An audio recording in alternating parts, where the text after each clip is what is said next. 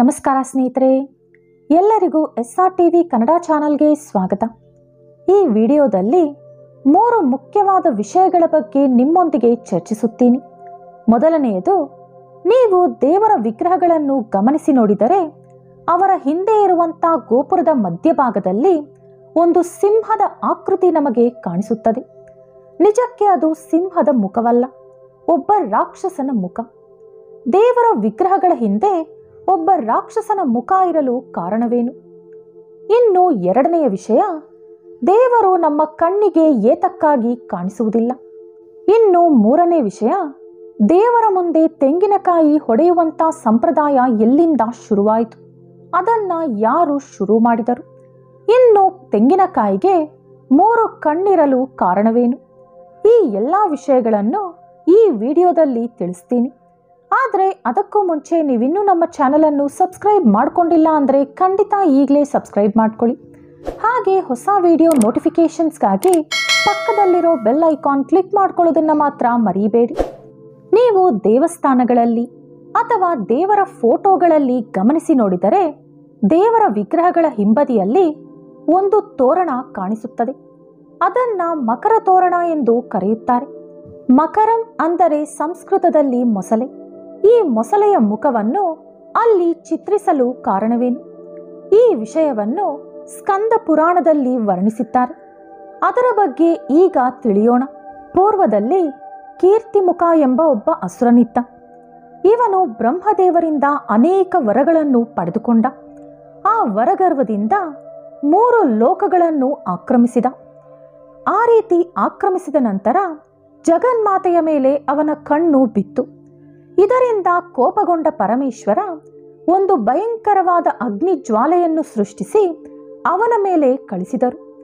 ಆ ಅಗ್ನಿಯಿಂದ ತಪ್ಪಿಸಿಕೊಳ್ಳಲು 3 ಲೋಕಗಳು ಅಲೆದಾಡಿದ. ಅವನು ಎಲ್ಲೇ ಹೋದರೂ ಈ ಅಗ್ನಿ ಜ್ವಾಲೆ ಮಾತ್ರ ಅವನನ್ನು ಹಿಂಬಾಲಿಸುತ್ತಲೇ ಇತ್ತು. ಅದರಿಂದ ಎಲ್ಲಿ ಅವನ ಪ್ರಾಣ ಹೋಗುತ್ತದೋ ಎಂದು ಹೆದರಿ ಕೊನೆಗೆ ಪರಮೇಶ್ವರನ ಬಳಿ ಶರಣು ಬೇಡಿದ. ಪರಮೇಶ್ವರ ಆ ಬೆಂಕಿಯನ್ನು ಉಪಸಂಹರಿಸಿದರು. ಆ ಬೆಂಕಿಯನ್ನು ಅವರ 3ನೇ ಕಣ್ಣಿನೊಳಗೆ ತೆಗೆದುಕೊಂಡರು. ಅದರ ನಂತರ ಒಂದು ದಿನ ಕೀರ್ತಿಮುಖ, ನನಗೆ ತುಂಬಾ ಹಸಿವಾಗುತ್ತಿದೆ, ಏನಾದರೂ ತಿನ್ನಲು ಸೂಚಿಸಿ ಎಂದು ಪರಮೇಶ್ವರನನ್ನು ಕೇಳಿದ. ಆಗ ಪರಮೇಶ್ವರ, ನೀನು ನಿನ್ನನ್ನೇ ತಿನ್ನು ಎಂದು ಹೇಳಿದರು. ಆಗ ಕೀರ್ತಿಮುಖ ಒಂದು ಮೊಸಳೆಯ ರೂಪ ಧರಿಸಿ ಬಾಲದ ಕಡೆಯಿಂದ ಅವನನ್ನು ಅವನೇ ತಿನ್ನಲು ಶುರು ಮಾಡಿದ. ಕಂಠದವರೆಗೂ ತಿಂದ. ಆದರೆ ತಲೆಯನ್ನು ಯಾವ ರೀತಿ ತಿನ್ನಬೇಕೆಂದು ಅವನಿಗೆ ತಿಳಿಯಲಿಲ್ಲ. ಮತ್ತೆ ಪರಮೇಶ್ವರನ ಬಳಿ ಹೋದ. ಶಿವ, ನನಗೆ ಇನ್ನೂ ಹಸಿವು ಹೋಗಿಲ್ಲ, ಈಗ ಏನು ಮಾಡಲಿ ಎಂದು ಕೇಳಿದ. ಆಗ ಪರಮೇಶ್ವರ, ಇಂದಿನಿಂದ ನೀನು ದೇವತಾ ಮೂರ್ತಿಗಳ ಹಿಂದೆ ಗೋಪುರದಲ್ಲಿ ಮಧ್ಯಭಾಗವನ್ನು ಅಲಂಕರಿಸು. ದೇವರ ದರ್ಶನ ಪಡೆಯಲು ಬರುವಂತ ಭಕ್ತರ ಅಹಂಕಾರವನ್ನು, ಗರ್ವವನ್ನು, ಅವರ ನೀಚ ಬುದ್ಧಿಯನ್ನು ತಿಂದು ನಿನ್ನ ಹಸಿವು ನೀಗಿಸಿಕೋ ಎಂದು ಹೇಳಿದರು. ಅಂದಿನಿಂದ ಕೀರ್ತಿಮುಖ ದೇವತಾ ಮೂರ್ತಿಗಳ ಹಿಂದೆ ಇರುವಂತ ಗೋಪುರದ ಮಧ್ಯಭಾಗವನ್ನು ಅಲಂಕರಿಸಿ ಜನರಲ್ಲಿರುವ ಕೆಟ್ಟ ಬುದ್ಧಿಯನ್ನು ತಿನ್ನುತ್ತಾ ಬರುತ್ತಿದ್ದಾನೆ. ಇನ್ನು ನಮ್ಮ ಎರಡನೇ ವಿಷಯ ಏನೆಂದರೆ, ದೇವರು ಯಾಕೆ ಯಾರ ಕಣ್ಣಿಗೂ ಕಾಣಿಸುವುದಿಲ್ಲ? ದ್ವಾಪರಯುಗದಲ್ಲಿ ಶ್ರೀಕೃಷ್ಣ ಪರಮಾತ್ಮ ಮಹಾವಿಷ್ಣು ಸ್ವರೂಪ ಎಂದು ನಮ್ಮೆಲ್ಲರಿಗೂ ಗೊತ್ತು. ಆಗ ಶ್ರೀಕೃಷ್ಣ ಪರಮಾತ್ಮರು ಎಲ್ಲರಿಗೂ ಕಾಣಿಸುತ್ತಿದ್ದರು. ಆದರೆ ಈಗ ದೇವರು ಏತಕ್ಕಾಗಿ ಎಲ್ಲರಿಗೂ ಕಾಣಿಸುತ್ತಿಲ್ಲ? ಆ ಯುಗದಲ್ಲೂ ಕೂಡ ಕೆಟ್ಟವರು ಎಷ್ಟೋ ಜನ ಇದ್ದರು, ಅವರಿಗೂ ಕೂಡ ಶ್ರೀಕೃಷ್ಣ ಕಾಣಿಸುತ್ತಿದ್ದರು. ಆದರೆ ಈಗ ಒಳ್ಳೆಯವರಿಗೂ ಕೂಡ ದೇವರು ಏತಕ್ಕಾಗಿ ದರ್ಶನ ಕೊಡುತ್ತಿಲ್ಲ? ಇದು ನಮ್ಮಲ್ಲಿ ಅನೇಕ ಜನರಿಗೆ ಆಗಾಗ ಬರುವಂತ ಸಂದೇಹ. ಅದರ ಬಗ್ಗೆ ಈಗ ಮಾತನಾಡೋಣ. ದ್ವಾಪರಯುಗದಲ್ಲೂ ಕೂಡ ಶ್ರೀಕೃಷ್ಣ ಭಗವಂತ ಪರಮಾತ್ಮ ಎಂಬುದು ಎಲ್ಲರಿಗೂ ಗೊತ್ತಿಲ್ಲ. ಕೇವಲ ಕೆಲ ಪುಣ್ಯಾತ್ಮರಿಗೆ ಮಾತ್ರವೇ ಶ್ರೀಕೃಷ್ಣ ಪರಮಾತ್ಮ ಎಂಬುದು ಗೊತ್ತಿತ್ತು. ದ್ವಾಪರಯುಗದಲ್ಲಿ ಧರ್ಮರಾಜ ರಾಜಸೂಯ ಯಜ್ಞ ಶುರು ಮಾಡುವ ಮುಂಚೆ ಅಗ್ರತಾಂಬೂಲ ಯಾರಿಗೆ ಕೊಡಬೇಕೆಂದು ಭೀಷ್ಮನನ್ನು ಕೇಳುತ್ತಾನೆ. ಆಗ ಭೀಷ್ಮ, ಧರ್ಮರಾಜ, ಯಾರು ಸ್ಫಟಿಕದಂತೆ ಪವಿತ್ರವಾಗಿರುತ್ತಾರೋ, ಯಾರು ಪೂಜ್ಯನೀಯರೋ, ಯಾರು ಭಗವಂತನೋ, ಯಾರು ಎಲ್ಲರಿಗೂ ಇಷ್ಟವಾದವನೋ ಅವನಿಗೆ ನೀನು ಅಗ್ರತಾಂಬೂಲ ಕೊಡಬೇಕು ಎಂದು ಹೇಳುತ್ತಾರೆ. ಆಗ ಧರ್ಮರಾಜ ಅಂತಹ ಮಹಾನುಭಾವ ಎಲ್ಲಿದ್ದಾರೆ ಎಂದು ಕೇಳುತ್ತಾನೆ.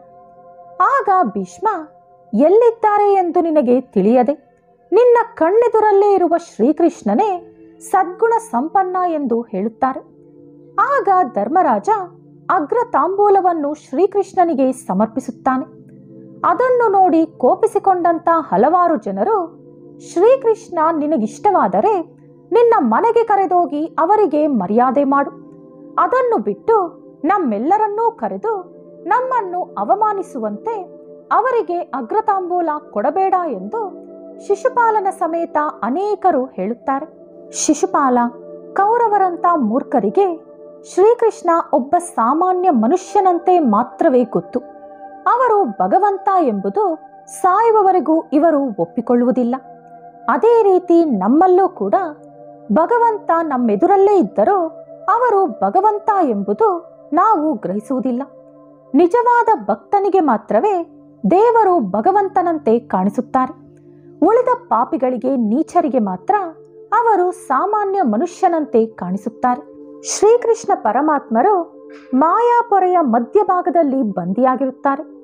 ಸಾಮಾನ್ಯ ಮನುಷ್ಯರಿಗೆ, ದುಷ್ಟರಿಗೆ, ನೀಚರಿಗೆ ಅವರು ಭಗವಂತ ಎಂದು ಗೊತ್ತಾಗುವುದಿಲ್ಲ. ಕೇವಲ ಅವರ ಭಕ್ತರು ಮಾತ್ರವೇ ಅವರ ಸಾಕ್ಷಾತ್ಕಾರವನ್ನು ನೋಡುತ್ತಾರೆ ಎಂದು ಶ್ರೀಮದ್ ಭಾಗವತ ಪುರಾಣ ಹೇಳುತ್ತದೆ. ಇನ್ನು ನಮ್ಮ ಕೊನೆಯ ವಿಷಯದ ಬಗ್ಗೆ ಈಗ ಮಾತನಾಡೋಣ. ತೆಂಗಿನಕಾಯಿ ಪೂಜ್ಯನೀಯವಾದುದು ಎಂದು ನಮಗೆ ಗೊತ್ತಿದೆ. ಎಷ್ಟೋ ವರ್ಷಗಳು, ಯುಗಗಳಿಂದ ಕೂಡ ತೆಂಗಿನಕಾಯಿಯನ್ನು ಪೂಜೆಗೆ ಬಳಸುತ್ತಾರೆ. ಇದಕ್ಕೆ ಕಾರಣವೇನು? ತೆಂಗಿನಕಾಯಿಗೆ 3 ಕಣ್ಣಿರಲು ಕಾರಣವೇನು? ಇದರ ಬಗ್ಗೆ ಈಗ ತಿಳಿದುಕೊಳ್ಳೋಣ. ನೀವು ಯಾವುದೇ ತೆಂಗಿನಕಾಯಿಯನ್ನು ತೆಗೆದುಕೊಳ್ಳಿ, ಹಿಂದೆ ಇರುವಂತ ಜುಟ್ಟನ್ನು ತೆಗೆದಾಗ 3 ಕಣ್ಣುಗಳು ಕಾಣಿಸುತ್ತದೆ. ಪೂರ್ವದಲ್ಲಿ ವಿನಾಯಕನಿಗೆ ಶಿವನ 3ನೇ ಕಣ್ಣು ಮುಟ್ಟಬೇಕೆಂದು ಕೋರಿಕೆಯಾಗುತ್ತದೆ. ವಿನಾಯಕ ಶಿವನ 3ನೇ ಕಣ್ಣನ್ನು ಮುಟ್ಟಲು ಬಂದಾಗ ಪರಮೇಶ್ವರ ವಿನಾಯಕನನ್ನು ತಡೆದು ಒಂದು ಚೆಂಡನ್ನು ತಯಾರಿಸಿ ಅದನ್ನು ಮಗನಿಗೆ ಆಟವಾಡಲು ಕೊಡುತ್ತಾರೆ. ವಿನಾಯಕ ಅದರಲ್ಲಿ ಆಟವಾಡುತ್ತಿರುವಾಗ ಅದು ಭೂಮಿಯ ಮೇಲೆ ಬಿದ್ದು ಹೋಗುತ್ತದೆ. ಅದೇ ತೆಂಗಿನ ಮರವಾಗಿ ಸೃಷ್ಟಿಯಾಯಿತು ಎಂದು ಹೇಳುತ್ತಾರೆ. ಹಠಾತ್ತನೆ ಭೂಮಿಯ ಮೇಲೆ ಸೃಷ್ಟಿಯಾಗಿರುವಂತ ಈ ಕಾಯನ್ನು ಭಗವಂತನೇ ಕೊಟ್ಟ ಎಂದು ಅಂದಿನಿಂದ ಪರಮಾತ್ಮನಿಗೆ ತೆಂಗಿನಕಾಯಿಯನ್ನು ಸಮರ್ಪಿಸುತ್ತಾ ಬಂದಿದ್ದಾರೆ ಭಕ್ತಾದಿಗಳು. ಇದು ಒಂದು ಕಾರಣ. ಪೂರ್ವದಲ್ಲಿ ನರಬಲಿಗಳನ್ನು ಕೊಡುತ್ತಿದ್ದರು, ಅಂದರೆ ದೇವರಿಗೆ ಮನುಷ್ಯರನ್ನು ಬಲಿಯಾಗಿ ಕೊಡುತ್ತಿದ್ದರು. ಅದನ್ನು ಗಮನಿಸಿದಂತ ಆದಿಶಂಕರಾಚಾರ್ಯರು ಈ ತೆಂಗಿನಕಾಯಿ ಕೂಡ ಮನುಷ್ಯನಿಗೆ ಸರಿಸಮಾನ. ಈ ತೆಂಗಿನಕಾಯಿ ಮೇಲಿರುವಂತ ಜುಟ್ಟು ಮನುಷ್ಯನ ಕೂದಲಿಗೆ ಸಮಾನ. ಈ ತೆಂಗಿನಕಾಯಿ ಮುಖಭಾಗ ಮನುಷ್ಯರ ತಲೆಗೆ ಸಮಾನ.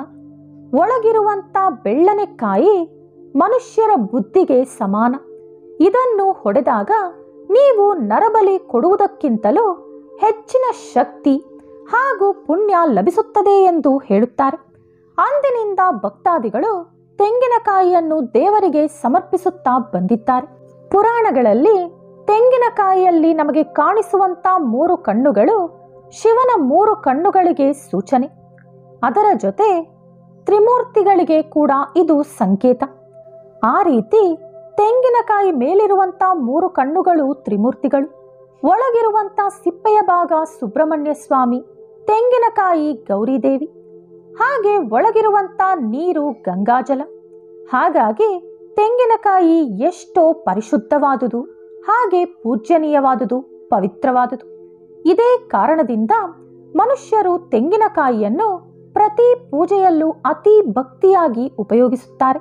ಇನ್ನು ತೆಂಗಿನಕಾಯಿಯನ್ನು ದೇವರ ಮುಂದೆ ಹೊಡೆದರೆ ಅದರ ಅರ್ಥ ನಮ್ಮೊಳಗಿರುವಂತ ಅಹಂಕಾರ, ಗರ್ವ, ಕೊಬ್ಬು, ಕೆಟ್ಟ ಬುದ್ಧಿಯನ್ನು ಈ ತೆಂಗಿನಕಾಯಿಯ ಮೂಲಕ ನಾನು ಹೊಡೆದು ಹಾಕುತ್ತಿದ್ದೇನೆ ಎಂದು ನಾವು ದೇವರಿಗೆ ಕೊಡುವಂತ ಭಾಷೆ. ಈ ವಿಡಿಯೋ ನಿಮಗಿಷ್ಟವಾದರೆ ಲೈಕ್ ಮಾಡಿ, ಶೇರ್ ಮಾಡಿ. ಹಾಗೆ ಇಂತಹ ಹೆಚ್ಚಿನ ವಿಡಿಯೋಗಳಿಗಾಗಿ ತಪ್ಪದೇ ನಮ್ಮ ಚಾನೆಲ್ ಅನ್ನು ಸಬ್ಸ್ಕ್ರೈಬ್ ಮಾಡಿಕೊಳ್ಳಿ. ಮತ್ತೆ ಇನ್ನೊಂದು ವಿಡಿಯೋದೊಂದಿಗೆ ಪುನಃ ಭೇಟಿಯಾಗೋಣ. ಧನ್ಯವಾದಗಳು.